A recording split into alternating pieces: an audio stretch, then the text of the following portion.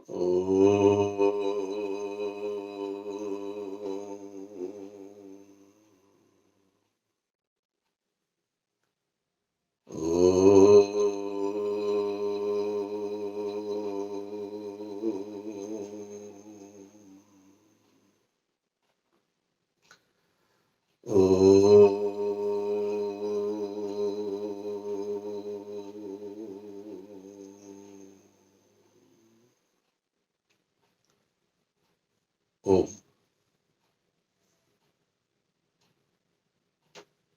कल हम यह चिंतन कर रहे थे, चर्चा हो रही थी हमारी, कि हमारे जीवन के अंदर जो कुछ भी हमारी आवश्यकता है, उन आवश्यकताओं को पूर्ण करने के लिए हमें अपने जीवन के अंदर उन समस्त महत्वपूर्ण कार्यों को करना है, जिन कार्यों को करने से हमारे जीवन में उन्नति हो सकती है। तो कल का विषय चल रहा था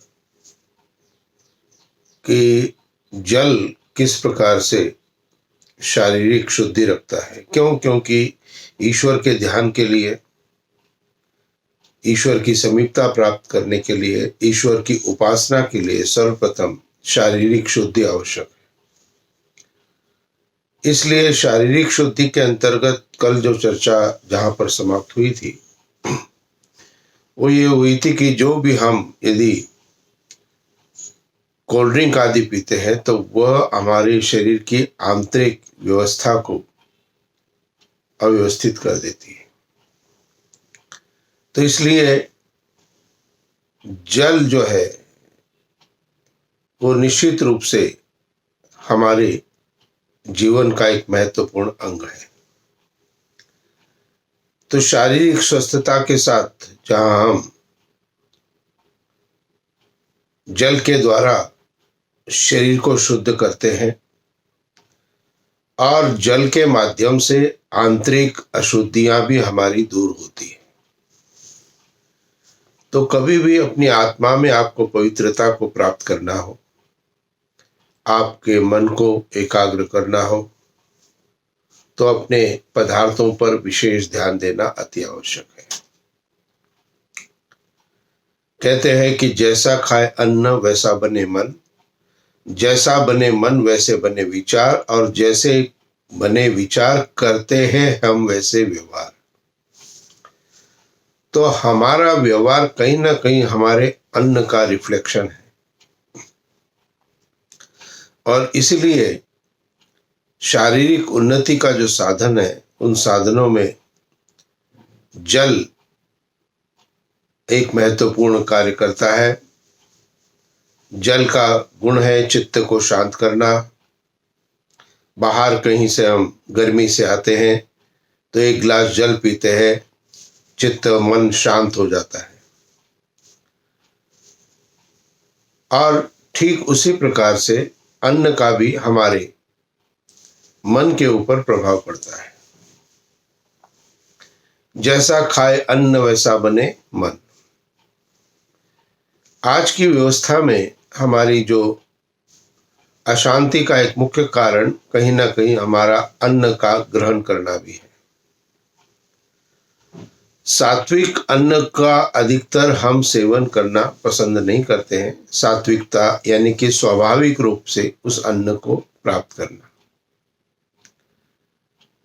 स्वाभाविक रूप से अन्न को प्राप्त करेंगे तो शायद आपको शारीरिक स्वस्थता भी देगा, मन आत्मा भी आपका उन्नति के पथ पर अग्रसर हो सकता है। और यह अन्न और फल के माध्यम से शारीरिक स्वस्थता को हम प्राप्त कर सकते हैं। अब अन्न और फल जो भी हम लेते हैं वो हमारी शारीरिक शुद्धि के लिए आवश्यक है, लेकिन फल का विकृत रूप यदि हमने धारण किया तो हमारे शरीर के स्वास्थ्य के लिए लाभदायक है क्या? फल का विकृत स्वरूप अर्थात जो मद्य आदि का सेवन हम करते हैं, वो मद्य का आदि का सेवन जो हमारे लिए स्वास्थ्य के लिए हानिकारक है। एक न एक दिन आपके जीवन में ऐसा आ सकता है जब आपको डॉक्टर कहे कि अब मद्यपान करना बंद कर दीजिए, नहीं तो ऊपर का टिकट आपका कट जाएगा। तो कहीं ना कहीं आध्यात्म की प्राप्ति के लिए, परमात्मा की निकटता के लिए हम शायद 100 कार्य करते होंगे, लेकिन यदि उन 100 कार्यों के अंदर में 1-2 कार्य यदि हमारे ऐसे हैं जो कि हमें ईश्वर से दूर कर रहे हैं, तो हमें अपने जीवन में सर्वथा उनका त्याग करना चाहिए। ध्यान रखें, किसी भी अच्छाई को प्राप्त करने के लिए बहुत श्रम करना पड़ता है, और बुराई के लिए श्रम अधिक नहीं करना पड़ता है। किसी व्यक्ति ने 100 कार्य अच्छे किए लेकिन एक कार्य बुरा किया, तो उस बुरे कार्य का प्रभाव उसके जीवन के ऊपर हमेशा बना रहता है। हमारे दैनिक दिनचर्या के जीवन में जब हम सोचते विचार करते कि हमें अध्यात्म की तरफ जाना है, उस परमात्मा की उपासना की तरफ हमें जाना है, तो निश्चित रूप से हमारे जीवन के अंदर सात्विकता का प्रवाह अति आवश्यक है। इसलिए अच्छी चीजों को, अच्छी बातों को, अच्छे विचार को, अच्छे व्यवहार को, अच्छे अन्न को आप अपने जीवन का अंग बनाएं। ऐसे ही पदार्थ आप खाएं, ऐसे ही पदार्थ आप पिए जो आपके प्रभु भक्ति के मार्ग पर कोई भी अवरोध उत्पन्न न कर सके।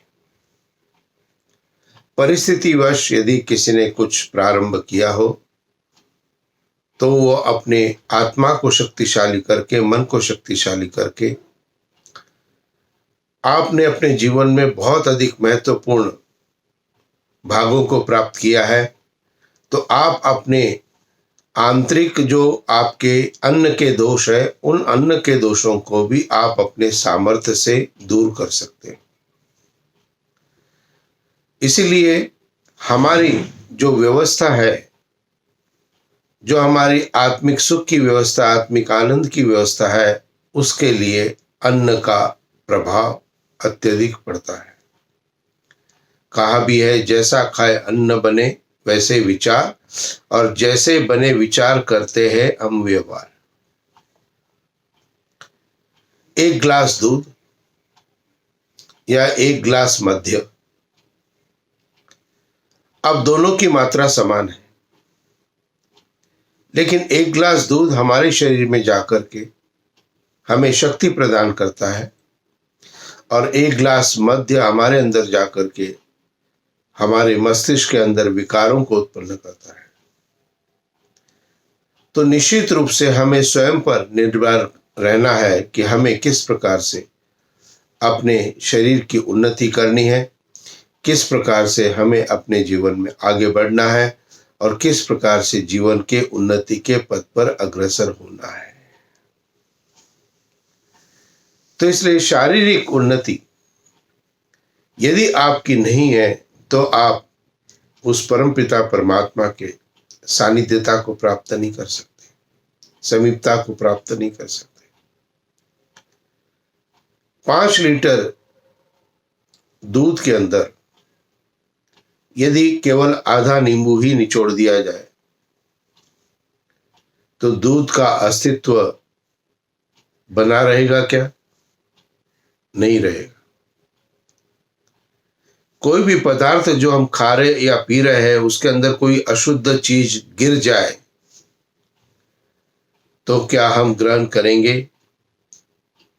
नहीं करेंगे।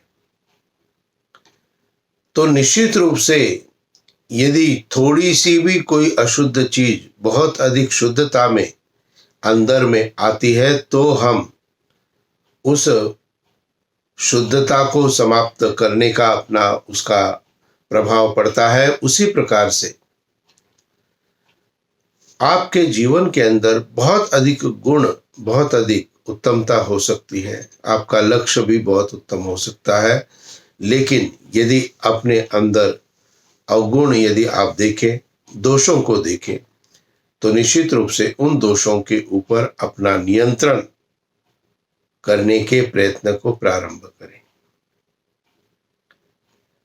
तो हमारी दैनिक दिनचर्या के अंदर प्रत्येक प्रक्रिया को जो हम शरीर से कर रहे हैं, उस शरीर से प्रत्येक प्रक्रिया को जो हम मन से कर रहे हैं उससे, और प्रत्येक कर्म को जो हम वाणी से कर रहे हैं उससे अपने आप को शुद्ध और पवित्र बना के रखना है।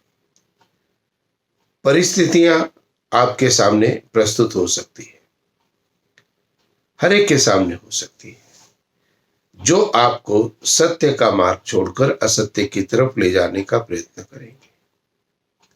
लेकिन आपके अंदर इतनी अधिक इच्छा, दृढ़ शक्ति होनी चाहिए कि आप उस असत्य के द्वारा प्रभावित न हो सके, उस बुराई के द्वारा आप प्रभावित न कर सके, और इसके लिए आपको अपनी आत्मा में शक्ति को प्राप्त करना पड़ेगा।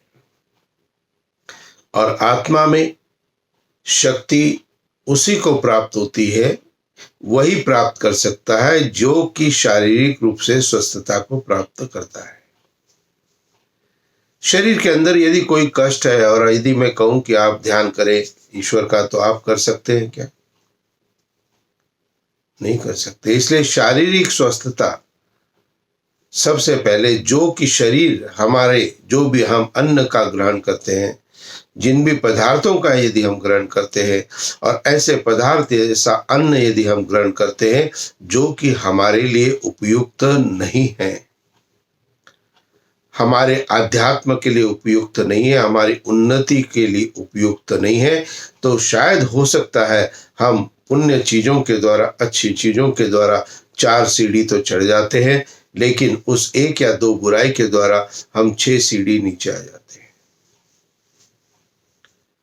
तो ये जीवन का जो हमारा क्रम चल रहा है, इस क्रम के अंतर्गत हमारे अंदर जो भी व्यवस्थाएं हैं, उन व्यवस्थाओं के ऊपर अपने अधिकार को हमें बना के चलना है। परिस्थितियां उत्पन्न हो सकती है। इन सब चीजों के अंदर जब हम सांसारिक व्यवस्था में रहते हैं, तो हर प्रकार की परिस्थिति हमारे सामने हर समय प्रस्तुत हो सकती है। ये हमें स्वयं को विचार करना होता है कि हमें उस परिस्थिति में अपने मन को कैसे कंट्रोल करना है, क्योंकि मन को यदि कंट्रोल नहीं किया तो आप उस बुराई के प्रभाव में बहते चले जाएंगे। इसलिए मन को सशक्त करना है। अपने मन को यदि आपने बलवान बनाना है, अपने इच्छा शक्ति को यदि आपने, आत्मा को यदि बलवान बनाना है, क्योंकि मन को चलाने वाला तो आत्मा है, तो इसके लिए हमें अपने जीवन में उत्तमता को लाना अति आवश्यक है। इसलिए शारीरिक उन्नति हमारी, शारीरिक स्वस्थता हमारी, शारीरिक पदार्थ जो हम सेवन करते हैं, उन सब का प्रभाव हमारे व्यक्तित्व के ऊपर पड़ता है। 1 गिलास दूध यदि व्यक्ति पी ले तो उसे शायद शक्ति का अनुभव अपने अंदर होगा, और 1 गिलास मद्य का यदि सेवन कोई करे तो शायद उसकी बुद्धि कार्य करना बंद कर देगी। क्वांटिटी, मात्रा समान है, लेकिन दोनों का अपना अपना अलग अलग प्रभाव है। इसीलिए कहा गया कि जैसा खाए अन्न वैसा बने मन, जैसा बने मन वैसे बने विचार, और जैसे बने विचार करते हैं हम वैसे व्यवहार। तो आपके आंतरिक शुद्धता, आंतरिक पवित्रता को लाने के लिए, आपकी जो शारीरिक शुद्धि के लिए, इन सब के लिए आपको अपने नित्य प्रति जो भी आप ग्रहण करते हो, अन्न आदि के ऊपर आपको विशेष ध्यान देने की आवश्यकता है कि आप ऐसे किसी पदार्थों का सेवन न करें जो कि आपके अंदर किसी विकार को उत्पन्न करता है। लाभ तो प्रदान नहीं करता है, दूषितता लेके आ जाता है। कभी हम सब्जी या फल आदि खरीदने जाते हैं, अब कोई हमने फल तरबूज या कोई भी बड़ा फल हमने देखा और उसके एक जगह हमने एक स्पॉट देखा। पूरा तरबूज, पूरा वाटरमेलन बहुत अच्छा है, लेकिन एक जगह पर उसके अंदर दोष है। क्या हम उस वाटरमेलन को खरीद करके अपने साथ लेके आएंगे? क्या नहीं लेके आएंगे। क्यों? क्योंकि वो छोटा सा दोष पूरे वाटरमेलन को प्रभावित कर रहा है। तो जहां पर हम अपने व्यक्तिगत जीवन में इन प्रैक्टिकल अपने जीवन को जब देखते हैं, विचार करते हैं, तो ये हम अनुभव करते हैं कि हमारा प्रैक्टिकल जीवन अपने जीवन में आगे चलने के साथ में हम हमेशा अच्छाई की तरफ बढ़ने का प्रयत्न कर रहे हैं। लेकिन अध्यात्म में आते हैं, जब हम अपने विचारों को जागृत करना प्रारंभ करते हैं, तब हमें शुद्ध और अशुद्ध पर विचार करना अति आवश्यक हो जाता है। और यह हमारे लिए अत्यंत उत्तमता से कार्य करता है कि यदि हमारा अन्न, शारीरिक व्यवस्था, हमारी शारीरिक शक्ति ठीक है, तो हम आगे के भी कार्यों को हम करना प्रारंभ करें। तो शारीरिक उन्नति सबसे पहले आपको करनी है, शरीर को स्वस्थ रखना है। शरीर स्वस्थ नहीं तो ईश्वर की प्राप्ति नहीं होगी, ईश्वर का भजन नहीं होगा। तो इसलिए शारीरिक स्वस्थता को हम प्राप्त करने का प्रयत्न करें। ऐसे अन्न का हम ग्रहण करें, ऐसे पदार्थों का हम सेवन करें जो कि हमारे स्वास्थ्य के लिए हानिकारक नहीं हो। तो थोड़ा सा भी हम यदि विचार करते हैं कि हम तो बस थोड़ा सा ही लेते हैं, थोड़ा सा ही खाते हैं, वो थोड़ा सा ही आपके पूरे शरीर को, आपकी आत्मा को अच्छाई से हटाकर बुराई की तरफ प्रवृत्त कर सकता है। इसलिए अपने विचारों को पवित्र बना के रखिए, अपनी आत्मा को सुदृढ़ बनाते हुए चलिए।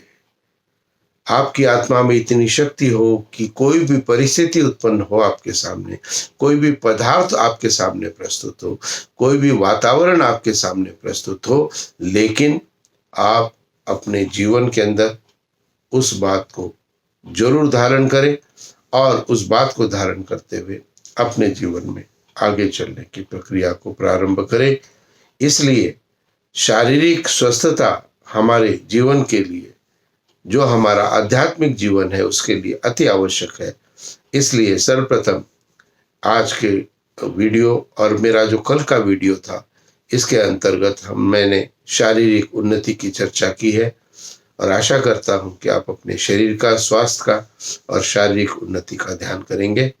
इति ओम शांति शांति शांति।